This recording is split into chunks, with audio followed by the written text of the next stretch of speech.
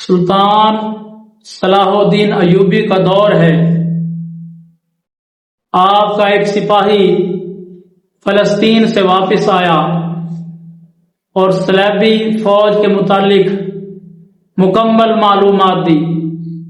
کچھ چیزیں لکھ کے دیں، کچھ چیزیں اس نے بتائیں، کچھ نقشے بنائے۔ کافی دیر آپ کے پاس بیٹھا رہا تو آپ نے اس کو تنخواہ دی اور قیمتی تحائف دیے جو اس کی بیوی بچوں کے لیے، اس کے والدین کے لیے تھے۔ جو پاس سپاہی کھڑے تھے، بیٹھے ہوئے تھے، انہوں نے اعتراض کیا کہ جنگیں ہم لڑیں اور قیمتی تحائف انہیں دیں۔ تو سلطان صلاح الدین ایوبی نے فرمایا کہ جب تم جنگ پہ جاتے ہو، مارکے پہ جاتے ہو، تو میں تمہارے ساتھ ہوتا ہوں، اور جب تم میں سے کوئی شہید ہوتا ہے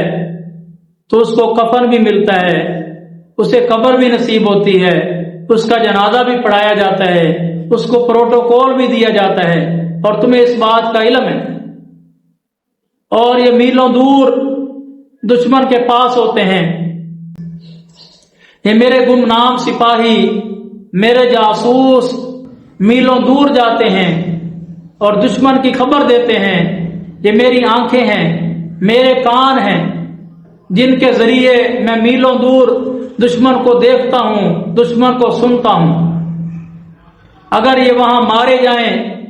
تو انہیں کفن بھی نصیب نہیں ہوگا، ان کا جنازہ بھی نہیں پڑھا جائے گا، اور انہیں قبر بھی نصیب نہیں ہوگی، اور انہیں پروٹوکول بھی نہیں ملے گا۔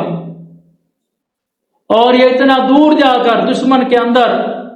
اپنے ایمان کا سودا نہیں کرتے، اسلام کا سودا نہیں کرتے،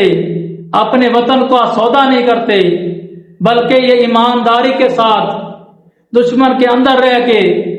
اس کی خفیہ باتیں مجھ تک پہنچاتے ہیں۔ اگر یہ اپنے ایمان کا سودا کریں، اپنے وطن کا سودا کریں، تو میرے لیے شکست یقینی ہے، یقینی طور پہ ہم ہار جائیں۔